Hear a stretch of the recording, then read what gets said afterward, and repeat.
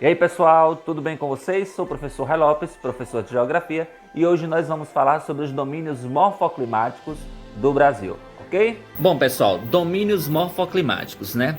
Tá aí uma expressão muito comum nos estudos da geografia física, mas afinal de contas, o que vem a ser um domínio morfoclimático? Bom, por definição, domínio morfoclimático é um conjunto de elementos naturais que formam uma unidade paisagística, ou seja, é um conjunto formado por todos os elementos da paisagem natural, por exemplo, relevo, hidrografia, tipos de solo, tipo de vegetação, de um lugar e que acaba dando àquela região uma unidade, ou seja, uma cara.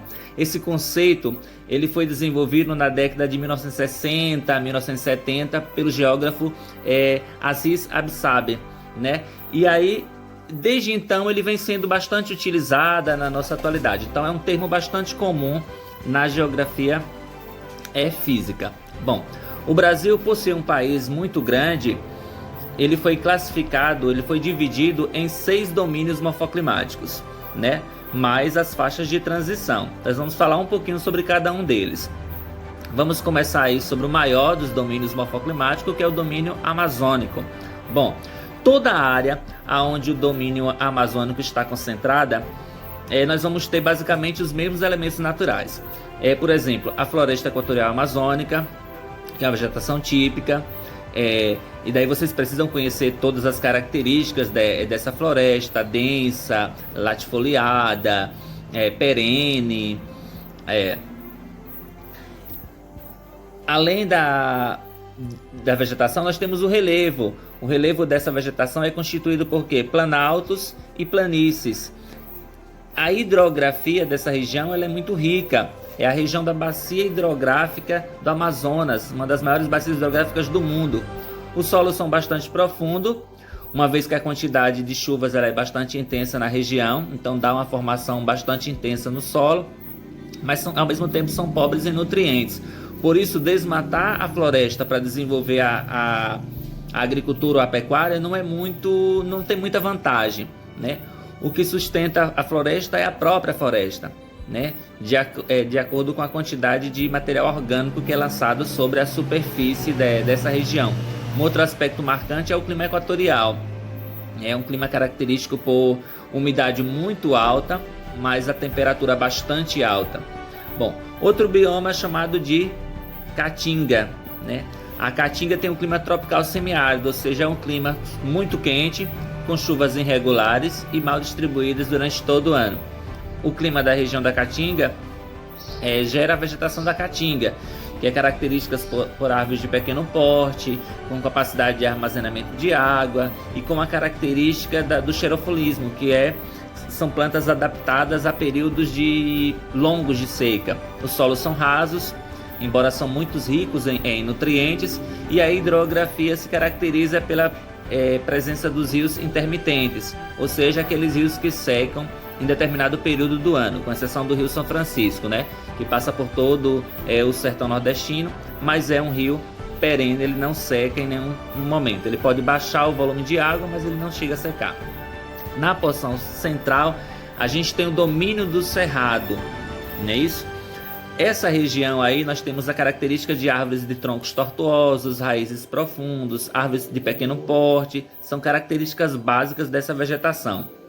Já o clima que dá origem a essa vegetação é o clima tropical semiúmido, ou seja, é o clima tropical continental, tropical típico, que são outros nomes dados. É um clima característico com temperaturas elevadas durante todo o ano, mas o que chama a atenção são 2 estações bem definidas. Uma estação chuvosa, geralmente concentradas no verão, e uma estiagem prolongadas no inverno. Então, uma chuvosa e uma seca, praticamente, não é isso? O solo é bastante ácido, são pobres em nutrientes, mas são muito aproveitados para a agricultura e principalmente para a pecuária, né? Normalmente é preciso fazer a correção química para que ele se torne produtivo, ou seja, o uso de adubos. O relevo predominante é o planalto, né? Os planaltos eles são constituídos basicamente por estruturas bastante desgastadas, como a exemplo das chapadas, que é uma característica desse domínio.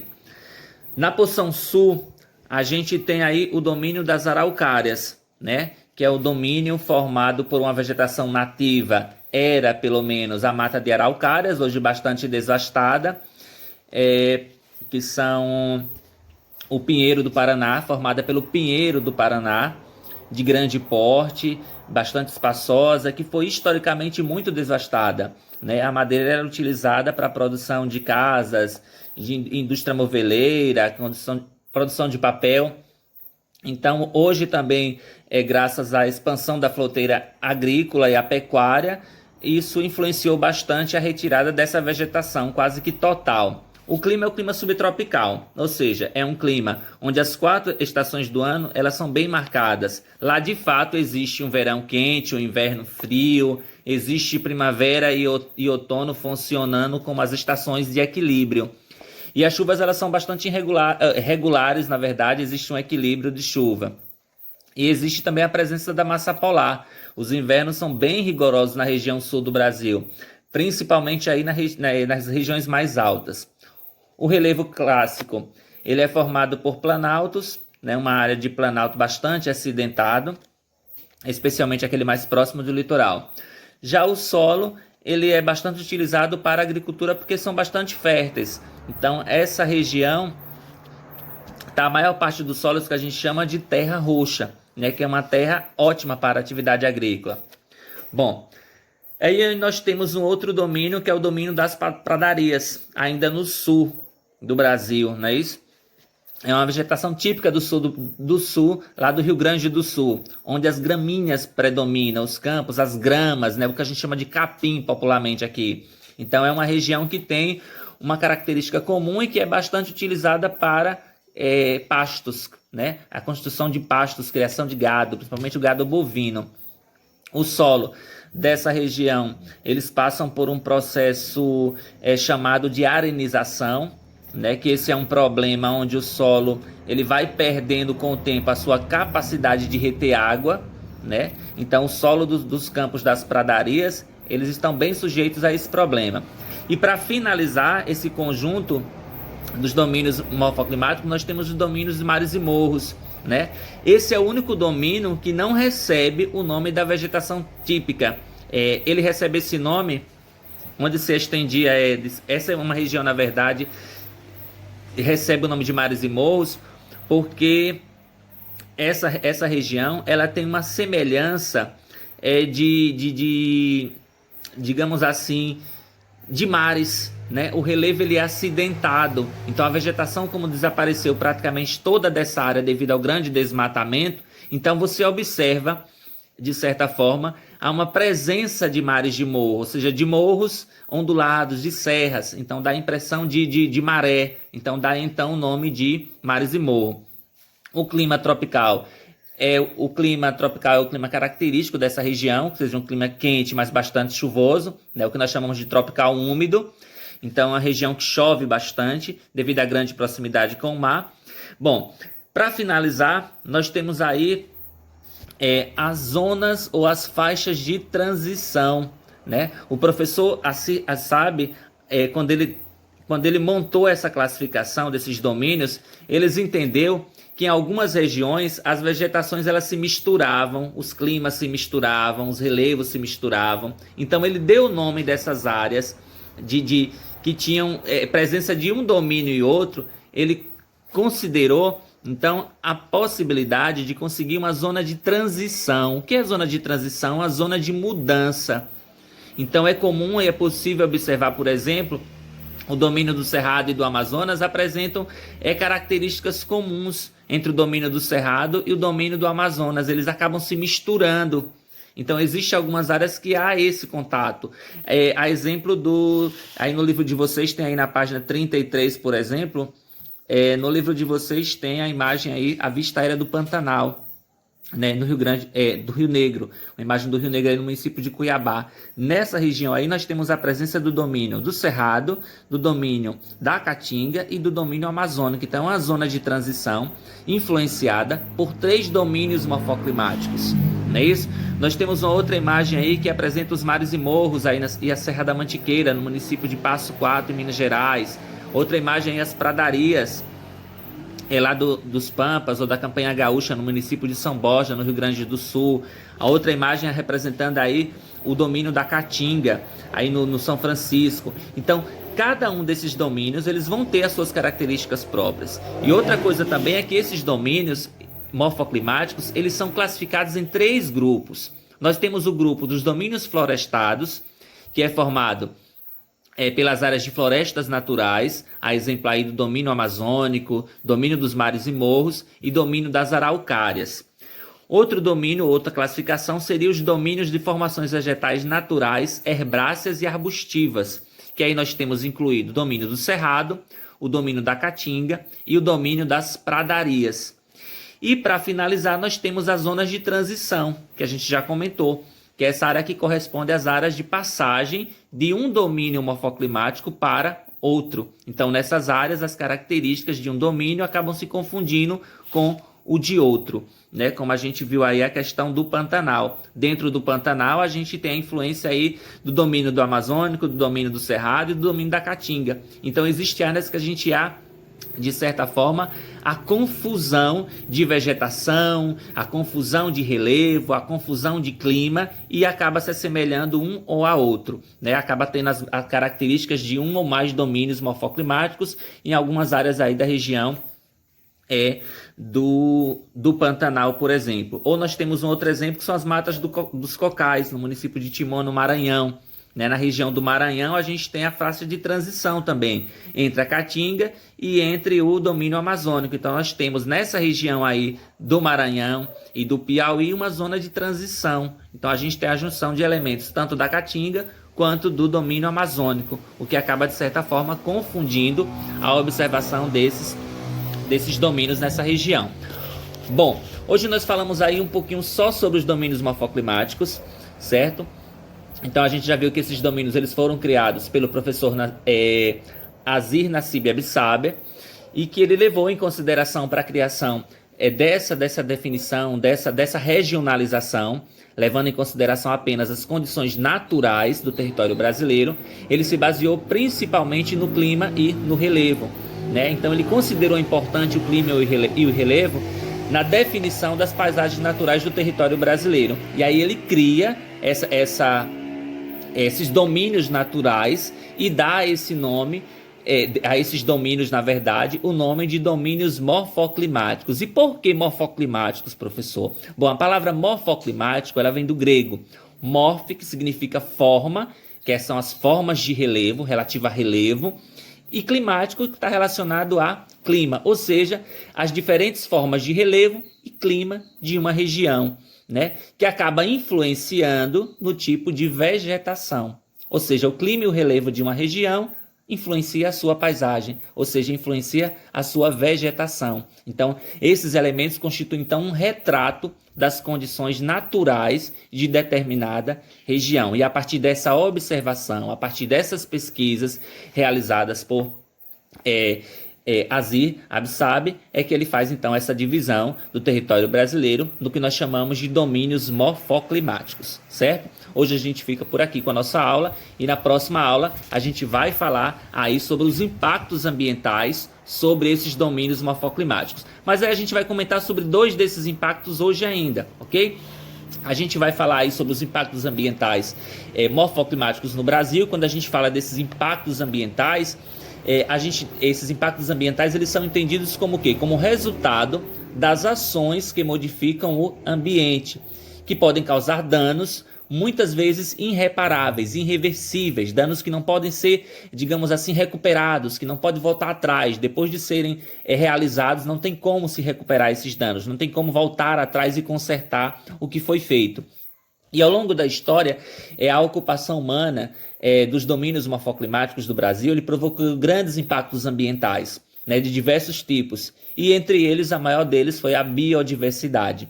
E quando a gente fala em biodiversidade, significa o quê? É o desaparecimento de muitas espécies vegetais e animais do nosso sistema. E a gente está ouvindo muito falar disso quando a gente assiste os jornais, quando a gente vê as manchetes agora falando muito das queimadas que estão ocorrendo aí na região do Pantanal, né, na região do Mato Grosso do Sul, Mato Grosso, toda essa região do Pantanal que está sofrendo grandes queimadas aí, e a gente está tendo uma perda de biodiversidade enorme, ou seja, é um grande prejuízo, é um grande impacto ambiental e que pode não ter volta, pode ser uma perda irreversível para o meio ambiente do Brasil. E aí, com relação a esses impactos, a gente tem aí os impactos ambientais do domínio do Amazônico, né, que o grande avanço de projetos agropecuários é um dos principais problemas causadores de impactos ambientais nessa região, né? E de que forma, quais são os fatores que contribuem para o avanço, que contribui, na verdade, para os impactos ambientais provocados por esse avanço de projetos agropecuários. Quando a gente fala desses projetos agropecuários, a gente está se referindo ao quê? A grande derrubada de matas, principalmente a grande derrubada de matas na região do Amazonas, para o surgimento de empresas voltadas para a agroindústria. O que é empresa voltada para a agroindústria? São aquelas empresas que se dedicam ao cultivo de um produto agrícola que vai abastecer o setor industrial. Quer um exemplo? Uma grande plantação de tomate. O tomate ele é produzido para o setor industrial, voltado para a produção de quê? De ketchup, para a produção de extrato de tomate. Então, a quantidade de produção de tomate que vai ser plantado é muito grande, então eles precisam de grandes áreas. O tomate ele vai ser plantado, então, com o objetivo de fornecer matéria-prima para o setor industrial. Então, aí essa agricultura é chamada de agroindústria. É uma agricultura voltada para abastecer o setor industrial. E para que essas indústrias, que esses projetos agropecuários funcionem, primeira medida é o quê? Desmatamento, a derrubada de mata da floresta amazônica, por exemplo. Como a gente está falando do domínio do Amazônico, o maior impacto ambiental que a gente tem aí é provocado por esses avanços do setor agropecuário. Então, uma das principais causas desse impacto é o desmatamento, né, provocado na região do Amazonas. São as queimadas, que a gente ouviu muito falar no passado com relação às queimadas provocadas na floresta amazônica. Hoje as queimadas a gente está vendo aí na região do Pantanal, mas ano passado a gente teve grandes queimadas sendo provocadas na região do Amazonas, queimadas naturais e queimadas provocadas também por fazendeiros, por pecuaristas que ateiam fogo na floresta para limpar a mata e dar início ali a uma atividade agrícola, até mesmo a criação de animais. Bom, com o desmatamento e as queimadas, as graves consequências ocorrem por quê? Porque há um prejuízo enorme para a fauna e para a flora. Muitos animais morrem queimados, como a gente está vendo aí na questão do Pantanal. Muitas árvores também são queimadas e muitos deles entram em extinção, né? Então as áreas onde havia o habitat natural de alguns animais acabam sendo queimadas. Esses animais não vão conseguir sobreviver em uma outra área. Então eles acabam morrendo. Se eles não morrem durante a queimada, eles morrem depois por falta de um habitat natural, por falta de uma alimentação que eles já eram habituados a estarem se alimentando. Além disso, tanto o desmatamento quanto as queimadas provocam um processo de erosão, ou seja, o assoreamento, a erosão do solo e o assoreamento de rios. Né? A erosão do solo é o quê? O desgaste do solo. O solo sem a vegetação natural, ele vai ficar desprotegido. Então a água de chuva, as águas de enchentes de rios, que é muito frequente naquela região, quando chove muito, acaba escavando o solo, tirando todos os nutrientes do solo, escavando, então danificando o solo, provocando quedas de areia que vão parar, na maior parte das vezes, dentro dos rios. E esse assoreamento, que a gente chama de assoreamento, é essa deposição de sedimentos, de areia, de solo, do solo, de cascalho dentro de rios. Todo o solo, toda a areia que vai nas enxurradas das águas de chuva vão para onde? Dentro do rio. E aí provoca o assoreamento. O que é o assoreamento? Entupimento das vias dos rios, fazendo com que esses rios se tornem rasos e não consigam, de certa forma, manter uma quantidade de água muito grande em seus depósitos de conservação.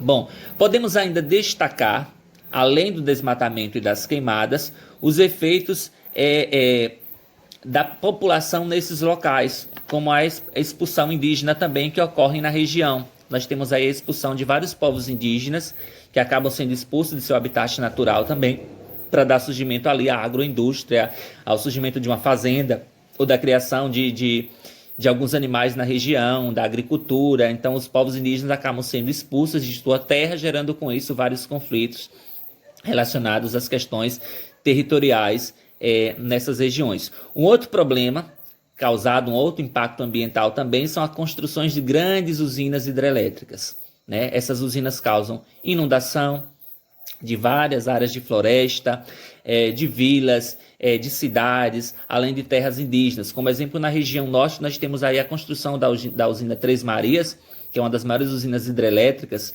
construídas na região norte do Brasil, na região do Amazonas e do Pará, que acabou provocando a inundação de várias áreas. Então, as comunidades ribeirinhas que vivem próximo a esses rios acabam sendo obrigadas a fugirem dessas localidades para não morrerem afogadas, para suas casas não serem invadidas. Acabam sendo invadidas, na verdade. É justamente por essa invasão das águas em cidades e vilas que a população é obrigada a migrar para outras regiões. Então, é um outro problema também, um outro impacto ambiental que existe nessas regiões do domínio do Amazônico, são a construção das usinas hidrelétricas. Então nós temos dois grandes impactos aí ambientais, que é o avanço de projetos agropecuários e a construção de usinas hidrelétricas na região norte do Brasil. O outro impacto seria voltado para o domínio do cerrado. E aí no domínio do cerrado a gente destaca aí a garimpagem de pedras preciosas e de ouro, que é responsável também pelo desmatamento das margens de rios, né, que são seguidos de assoreamento, que a gente já comentou, que é o entupimento das vias fluviais, né? O desmoronamento de margens de rios, seguido pelo assoreamento, contaminação das águas, que na maioria das vezes para a exploração de ouro ou de metais preciosos você utiliza o mercúrio, principalmente do ouro, né? Na escavação do ouro você utiliza o mercúrio. O mercúrio é uma substância química que, jogada na água, que você está lá procurando, no cascalho que você está procurando ouro, ela vai dar um brilho maior à pedra que contém ouro. Onde você tem uma lasquinha de ouro, você vai conseguir identificar, porque ela vai dar um brilho a essa pedra. Então, geralmente, eles jogam esse mercúrio dentro da água para facilitar a descoberta de ouro dentro do cascalho. Então, isso acaba prejudicando a água daquela região, contaminando a água dessa região. Alguns anos atrás, a gente ouviu falar muito aí na barragem de Mariana, em Minas Gerais, né, que teve... a barragem acabou explodindo, matando aí milhares de pessoas, centenas de pessoas na região próxima aí a Mariana, que foi invadida pelas águas dessa barragem.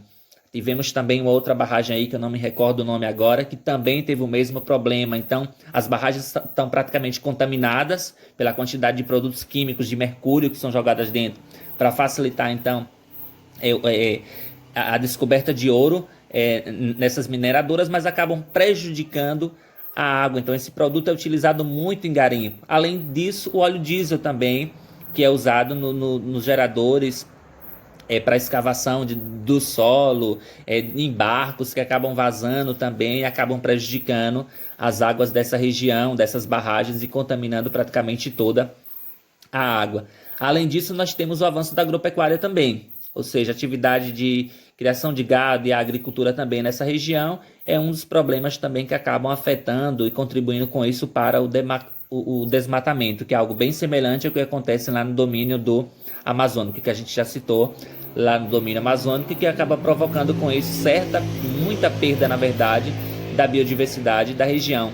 É o que nós estamos vendo agora, por exemplo, no Pantanal, né? Uma perda enorme da biodiversidade da região provocada pelas queimadas. Vocês têm no livro de vocês aí uma imagem, a figura 24, que mostra aí a vista de um garimpo no município de Poconé, no Mato Grosso, né, onde a intervenção humana ela modificou praticamente o meio natural. Então a gente vê aí o local de um garimpo, onde é feita aí a garimpagem de ouro e algumas pedras preciosas que podem ser encontradas na região, mas para isso observem que há uma grande valeta, né, uma grande área que foi desmatada, que foi alagada para a construção de barragens, para o processo de garimpagem, que acaba de certa forma prejudicando aí a vegetação nativa da região.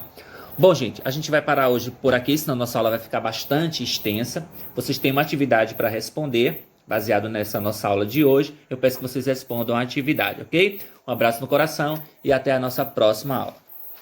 Então, pessoal, a nossa aula de hoje fica por aqui. Espero encontrar vocês na próxima semana. Não esqueçam de responder a atividade proposta, ok? Um abraço no coração e até a nossa próxima aula.